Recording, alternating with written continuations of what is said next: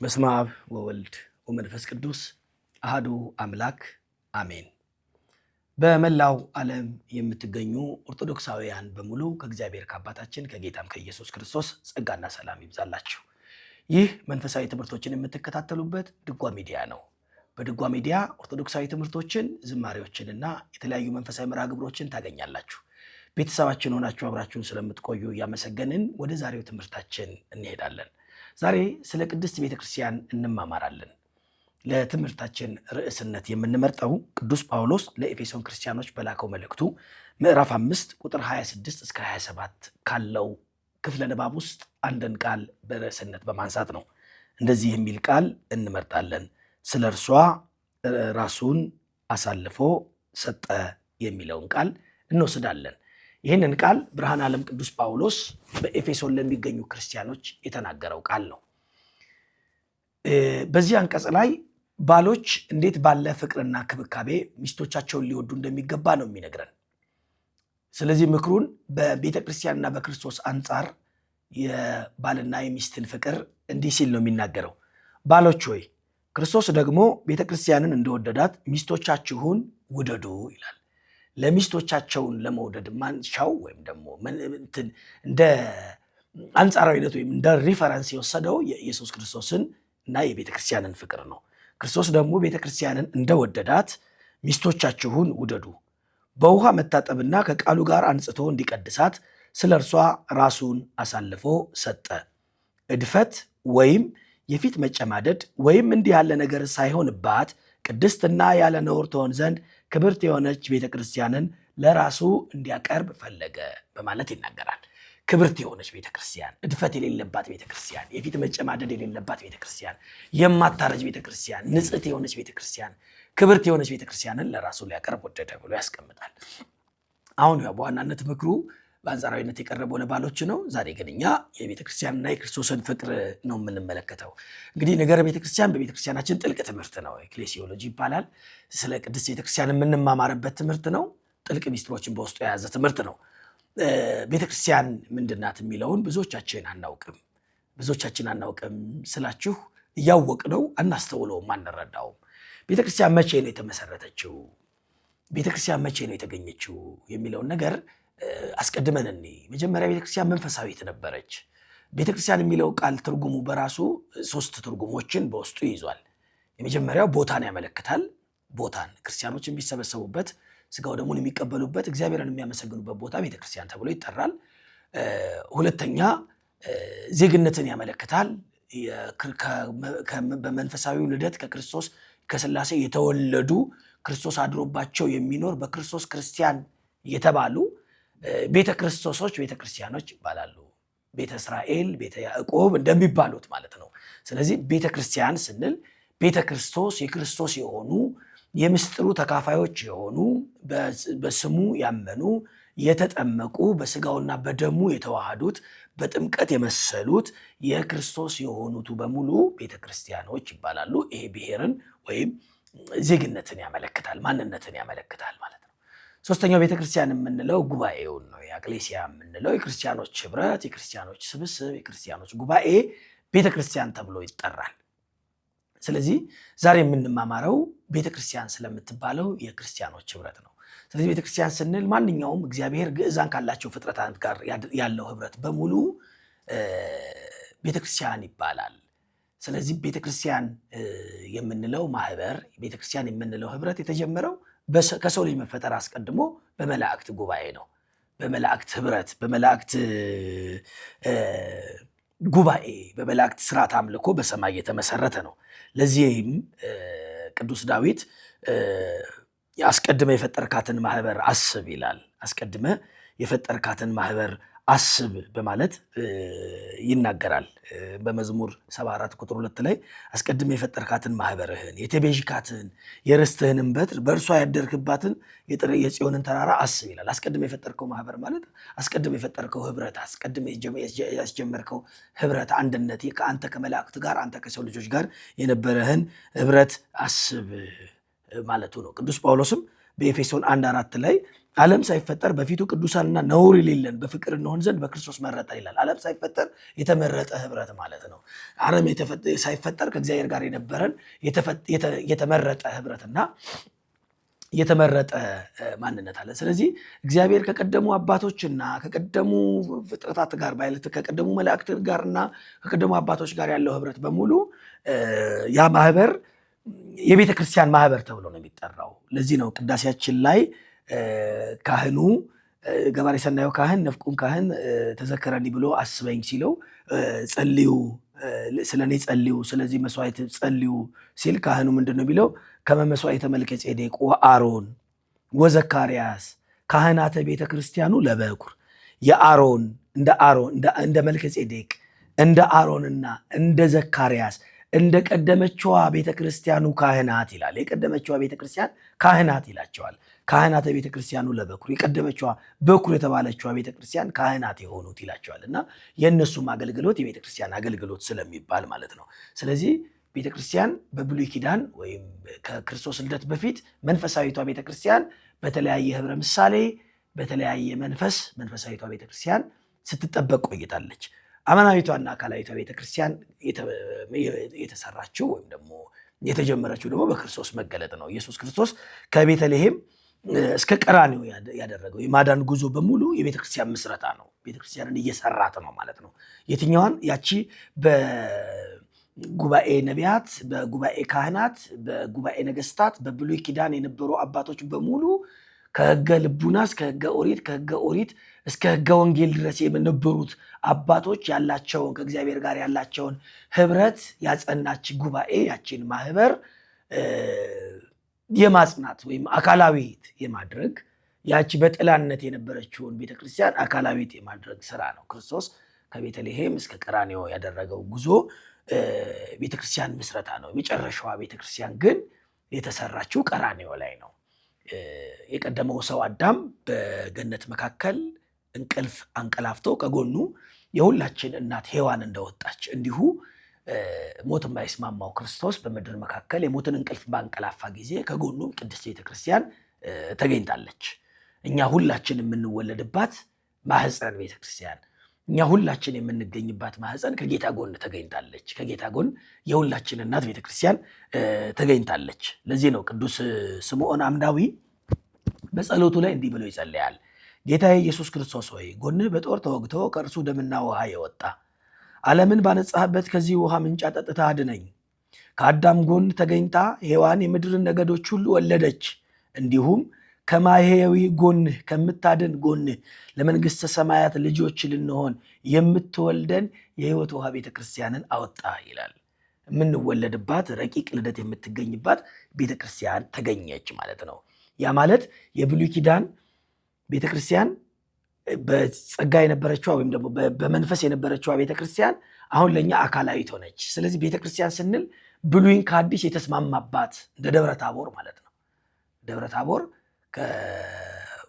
ከብሉይ ኪዳን ሙሴና ኤልያስ፣ ከአዲስ ኪዳን ጴጥሮስ ዮሐንስና ያዕቆብ፣ በመካከል የአዲስ ኪዳን መካከለኛ የሆነ ክርስቶስ እንደተገኙባት እንዲሁም ቤተክርስቲያንም እንደዚህ ናት። የብሉይ ኪዳን እንዳውም ምን ይላል መሰላችሁ? ቅዱስ ጎርጎርዮስ ዘኑሲስ እንደዚህ ይላል፣ ከሕግ በፊት ከሕግ በታችና ከጸጋ በታች ያሉ ቅዱሳን ህብረት ናት ይላል።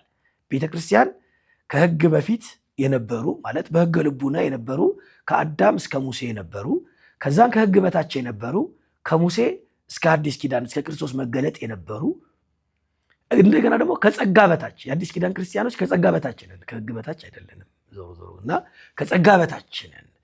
ከጸጋ በታች ያለን እኛ ከሕግ በታች የነበሩ የብሉይ ኪዳን ሰዎች ከሕግ በፊት የነበሩ የቀደሙ አባቶች ሰባቱ አርእስተ አበው ወይም ደግሞ ይቅርታ በብሉይ ኪዳን የነበሩ ማነው ከብሉይ ኪዳን በፊት ከሙሴ በፊት የነበሩት አርእስተ አበው የምንላቸው ወይም አባቶች በሕገ ልቡና የነበሩ አባቶች ማለት ነው። እነዚህ ሁሉ ህብረት ናት ቤተክርስቲያን ስንል የነዚህ ህብረት ናት። ስለዚህ በአጸደ ስጋ በአጸደ ነፍስ በዓለመ መላእክት ያሉ አካላት ከክርስቶስ ጋር ያላቸው ህብረት በአጠቃላይ ቤተክርስቲያን ይባላል። በአጸደ ስጋም በአጸደ ነፍስም እንደገና ደግሞ በዓለመ መላእክትም ያሉ በብሔረ ብፁዓንም በብሔረ ሕያዋንም ያሉ እነዚህ ሁሉ ከእግዚአብሔር ጋር ያላቸው ህብረት ቤተክርስቲያን ይባላል። ምክንያቱም የቤተክርስቲያን ህብረት በሞት የሚደመደም አይደለም።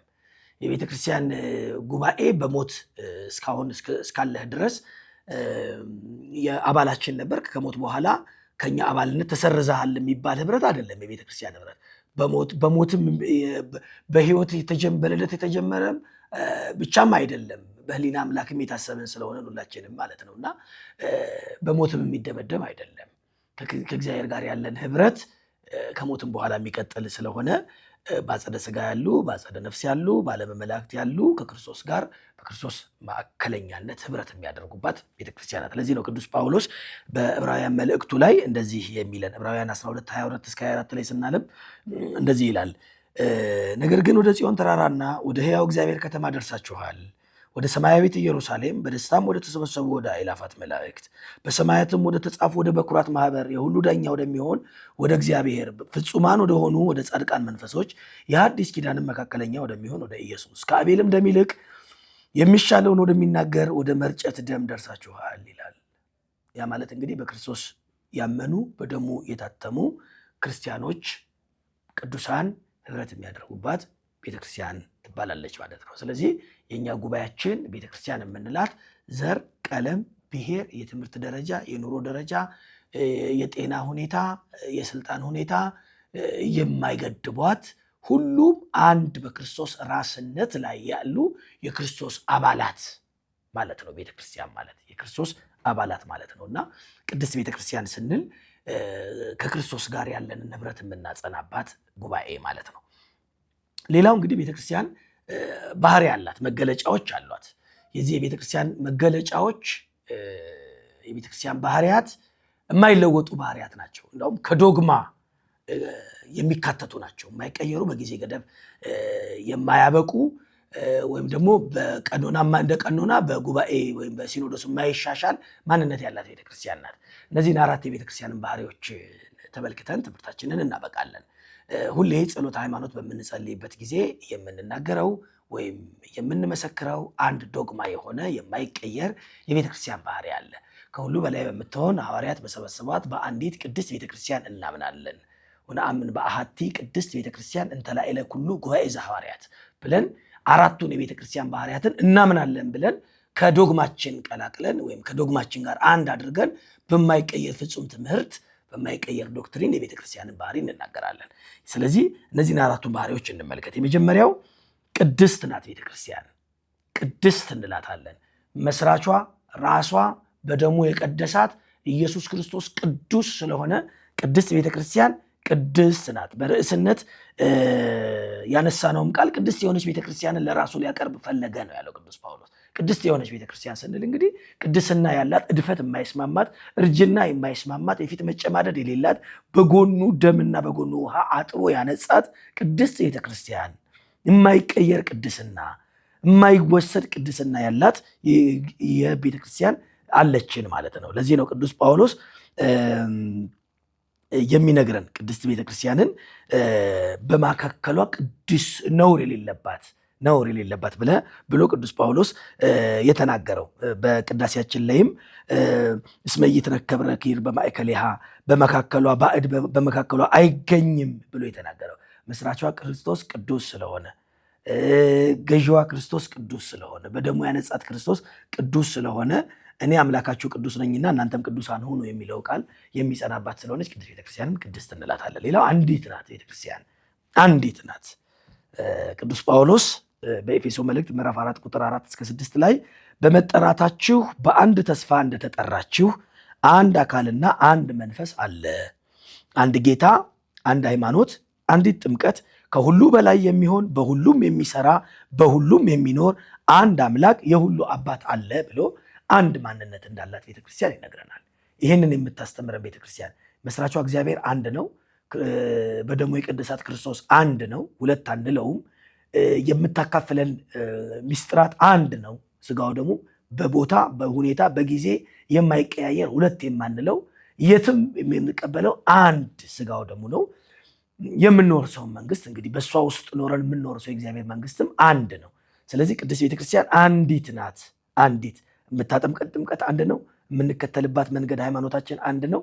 የመሰረታት ጌታዋ ራሷ ክርስቶስም አንድ ስለሆነ ቅድስት ቤተክርስቲያንን አንዲት ወይም አሐቲ እንላታለን። አንዲት ቤተክርስቲያን የማትከፈል ጉባኤ ማለት ነው። እና የቤተክርስቲያን ባህሪ መጀመሪያው ቅድስት ናት፣ ከዛን አንዲት ናት እንላለን። ሌላኛው እንተ ላዕለ ኩሉ ወይም ኩላይት ከሁሉ በላይ ናት። በሁሉ ያለች ከሁሉ በላይ የሆነች ርትዕት ናት ማለት ነው። እውነተኛ ናት ማለት ነው። ከሁሉ በላይ ናት። በማንም አትመረመርም፣ ማንም አይመረምራትም። እሷ ሰዎችን ሁሉ ወደ ራሷ ልዕልና ከፍ ታደርጋለች እንጂ እሷ ወደ ሰዎች ትህትና አትወርድም። አሁን በቤተክርስቲያናችን በዘመናችን ያለው ቤተክርስቲያን ትልቁ ፈተና የቤተክርስቲያንን ኩላዊነት መርሳት ነው። ሁሉም በራሱ ልክ ቀዶ ሊሰፋት፣ ሁሉም በራሱ ልክ ሊያወርዳት፣ ሁሉም በራሱ ልክ ሊመራት ይፈልጋል። ቤተክርስቲያን በሕሊና ውስጥ በፈጠራት ሐሳብ ልክ እንድትመራለት ይፈልጋል። እንዲህ ብትሆን ግን ቤተክርስቲያን ከሁሉ በላይ ናት። እንተ ላዕለ ኩሉ ናት፣ ከሁሉ በላይ ናት፣ ከሁሉ በላይ ናት። እሱ ከሁሉ እንዳውም ክርስቶስ ወንድምህ ቢበድልህ አለ፣ ወንድምህ ቢበድልህ ብቻህን ሆነ ምከረው፣ ቢሰማ ወንድምህን ጠቀምከው፣ ባይሰማህ ደግሞ 2-3 ምስክር አድርገህ ምከረው፣ ቢሰማህ ወንድምህን ጠቀምከው፣ ባይሰማ ግን ለቤተ ክርስቲያን ንገራት ይላል ማቴዎስ 18 ቁጥር 17 ላይ ለቤተ ክርስቲያን ንገራት። ቤተ ክርስቲያንን ባይሰማት ግን እንደ አረማዊ እንደ መጸባሃዊ ወይም እንደ ቀራጭ እንደ አረመኔ እንደ ነፍሰ ገዳይ ይሁንብህ ነው የሚለው። ቤተክርስቲያንን አለመስማት ከሁሉ በላይ መሆኗን አለማመን ነውና ቤተክርስቲያንን ከሁሉ በላይ ናት። እንተ ላዕለ ኩሉ ናት ስንል ከእውቀትም ከትምህርትም ከፍልስፍናም ከስልጣንም ከጊዜም በላይ ናትና እንተ ላዕለ ኩሉ ከሁሉ በላይ ናት ማለት ነው። አራተኛው ጉባኤ ዘሐዋርያት እንላታለን። ሐዋርያት በመሰረቷት ወይም ሐዋርያዊት በሆነች በአንዲት ቅድስት ቤተክርስቲያን እናምናለን። የሁሉ በላይ በምትሆን በአንዲት ቅድስት ቤተክርስቲያን እናምናለን ይላል። ሐዋርያዊት ናት። ሐዋርያዊት ናት ስንል 3 ነገሮችን ማጽናት አለብን። 3 ነገሮችን። የመጀመሪያው ሐዋርያዊ እምነት አላት። የሐዋርያት እምነት አላት። የትኛው የሐዋርያው እምነት? በማቴዎስ ወንጌል ምዕራፍ 16 ቁጥር 15 ጀምረን ስናነብ ጌታ በፊልጵስዩስ ቂሳርያ ደቀ መዛሙርቱን ሰብስቧቸው እንዲህ አላቸው፣ ሰዎች የሰውን ልጅ ማን ይሉታል ብሎ ጠየቃቸው። ግማሹ ኤርሚያስ ነው ይለዋል፣ ግማሹ ኤልያስ ነው ይለዋል፣ ግማሹ ዮሐንስ ነው ይለዋል፣ ግማሹ ከነቢያት አንዱ ነው ይለዋል። ከዛም በኋላ እናንተስ ማን ትሉኛላችሁ ብሎ ጠየቃቸው። ጴጥሮስ ብድግ ብሎ አንተማ ክርስቶስ የሕያው የእግዚአብሔር ልጅ ነህ ብሎ መለሰ። የዚህን ጊዜ ክርስቶስ ምን አለ? ጴጥሮስ ስጋዊ ደማዊ እውቀት ይህንን አልገለጠልህም፣ በሰማይ ያለው አባቴ ነው የገለጠልህ። ስለዚህ አንተ አለት ነህ፣ በአንተ አለትነት ላይ ቅድስት ቤተክርስቲያኔን እመሰርታለሁ አለ። በጴጥሮስ እምነት ላይ የተመሰረተች ናት ቤተክርስቲያን። በሐዋርያት እምነት ላይ የጸናች ናት ቤተክርስቲያን። ምን በሚለው? ኢየሱስ ክርስቶስ የእግዚአብሔር ልጅ ወልደ እግዚአብሔር ሕያው ወልደ ማርያም ስግው ብላ የምታምን ቅድስት ቤተክርስቲያን ስለሆነች ሐዋርያዊ ትምህርት አላት። የሐዋርያትን ትምህርት የምታስቀጥል የሐዋርያትን ትምህርት የምታስተምር ቤተክርስቲያን ስለሆነች ሐዋርያዊት እንላታለን። ሌላው ሐዋርያዊ ክህነት አላት። እንግዲህ በየጊዜው እንደሚነገረው የቤተክርስቲያን ክህነት ያልተቋረጠ የሐዋርያት ክህነት ነው። ክርስቶስ ለሐዋርያት የሰጠው ክህነት ሳይቋረጥ ቤተክርስቲያን ውስጥ አለ። በኢትዮጵያ ኦርቶዶክስ ተዋሕዶ ቤተክርስቲያን በአብያተ ቤተክርስቲያናት ውስጥም ያልተቋረጠ ክህነት ስላላት ሐዋርያዊት እንላታለን። ሶስተኛው ሐዋርያዊ ተልእኮ ስላላት ሐዋርያዊት እንላታለን። ሐዋርያዊ ተልእኮ አላት ማለት ጌታ ለደቀ መዛሙርቱ በማቴዎስ ወንጌል ምዕራፍ 28 ላይ ሂዱና አሕዛብን በሙሉ በአብ በወልድ በመንፈስ ቅዱስ ስም እያጠመቃችሁ የነገርኳችሁን እያስተማራችሁ ደቀ መዛሙርቴ አድርጓቸው ብሎ ለሐዋርያቱ የሰጠውን ተልእኮ ቤተክርስቲያን ዛሬ እየፈጸመች ነው። ከአብራ ከመንፈስ ቅዱስ ከማኅፀነ ዮርዳኖስ ምዕመናን እንዲወለዱ እያደረገች ለእግዚአብሔር መንግስት እንዲሆኑ እያደረገች የክርስቶስ ተከታዮች እንዲሆኑ እያደረገች ከጨለማ ወደሚደነቀው ብርሃን ከአለማመን ወደ ማመን ከአረማዊነት ወደ ክርስቶስ ከስጋዊነት ወደ ሕገ ወንጌል እያመጣች ሐዋርያዊ ተልእኮን የምታራምድ ሐዋርያዊ ተልእኮ ያላት ስለሆነች ሐዋርያዊት እንላታለን። ስለዚህ ቅድስት ቤተክርስቲያን ቅድስት ናት። ስለ እርሷ ክርስቶስ አሳልፎ ነፍሱን የሰጠላት፣ በአደባባይ በጥፊ የተመታላት፣ የተገረፈላት፣ መከራ የተቀበለላት፣ የሞትን ጽዋ የጠጣላት፣ በአደባባይ እርቃኑን የቆመላት፣ ወሪቀ ምራቅን የታገሰላት፣ በጥፊ የተመታላት፣ የእሾህ አክሊል የደፋላት፣ የታሰረላት፣ ጨለማ ቤት ውስጥ ያደረላት ቅድስት ቤተክርስቲያን በደሙ የቀደሳት ናት። ስለዚህ ነውርና እድፍ የሌለባትን ንጽሕት ቤተክርስቲያንን ለራሱ ሊያቀርብ ወደደ እንዳለ እቺ ንጽሕት ቅድስት የምትሆን ቤተክርስቲያንን ክርስቶስ የመሰረታት ናት። ስለዚህ በቤተክርስቲያን ውስጥ ስንኖር ክርስቶሳዊ አኗኗር ልንኖር ይገባል። ሰው ቤተክርስቲያንን አውቃለሁ፣ ቤተክርስቲያንን አውቃታለሁ፣ ቤተክርስቲያን ውስጥ አድጌያለሁ ይላል። ቤተክርስቲያንን ግን እስካሁን ድረስ ያላወቀ ብዙ አለ። በማወቅ ቤተክርስቲያን ውስጥ በመኖርማ እኮ ቤተክርስቲያን ግቢ ያሉ እጽዋትም ኖረዋል፣ ግን አይቆርቡም፣ ግን ንስሐ አይገቡም፣ ግን አይጾሙም፣ ግን አይጸልዩም፣ ግን አይሰግዱም። ስለዚህ ሰው ቤተክርስቲያን ውስጥ ሲኖር እንደ ክርስቶስ ሐሳብ ነው መኖር ያለበት። ሰው በእግዚአብሔር ቤት ውስጥ ሲኖር ቅዱስ ጳውሎስ ለመንፈስ ቅዱስ ልጁ ለጢሞቴዎስ ሲጽፍለት በእግዚአብሔር ቤት እንዴት መኖር እንዳለብህ ልነግርህ እወዳለሁ አይደል ያለው። በእግዚአብሔር ቤት መኖር ከእግዚአብሔር ጋር መኖር ነው። በእግዚአብሔር ቤት መኖር እንደ እግዚአብሔር ሐሳብ መኖር ነው። በእግዚአብሔር ቤት መኖር ማለት እንደ ክርስቶስ ሐሳብ። ስለዚህ በእግዚአብሔር ቤት ውስጥ መኖር ማለት እንዴት እንደሆነ ቅዱስ ጳውሎስ ለመንፈስ ቅዱስ ልጁ ለጢሞቴዎስ ሲነግረው አንደኛ ጢሞቴዎስ ምዕራፍ 3 ቁጥር 14 ላይ ፈጥኜ ወደ አንተ እንድመጣ ተስፋ አድርጌ ይህን እጽፍልሃለሁ አለው። ብዘገይ ግን በእግዚአብሔር ማደሪያ ቤት መኖር እንዴት እንደሚገባ ታውቅ ዘንድ እጽፍልሃለሁ። ቤቱም የእውነት አምድና መሰረት የሕያው እግዚአብሔር ቤተ ክርስቲያን ነው ይላል። እንዴት መኖር እንዳለብን መንፈሳዊ አኗኗር መኖር እንዳለብን ቅዱስ ጳውሎስ ያስተምረናል ማለት ነው። ውድ የድጓ ሚዲያ ተከታታዮች፣ ይህ ድጓ ሚዲያ ነው። በድጓ ሚዲያ መንፈሳዊ ትምህርቶችን ዘውትር ታገኛላችሁ። ስለምትከተሉን እናመሰግናለን። በአብሮነት አብረን እንሰንብት። ስለ ቅድስት ቤተክርስቲያን ለዛሬ እዚህ ላይ ይበቃናል። ያስተማረን የመከረን የአባቶቻችን የቅዱሳን አምላክ እግዚአብሔር ስሙ የከበረና የተመሰገነ ይሁን። ምስጋና ይሁን አንድ አምላክ ለሚሆን ለአብ ለወልድ ለመንፈስ ቅዱስ ዛሬም ዘውትርም ለዘላለሙ አሜን። ይቆየን።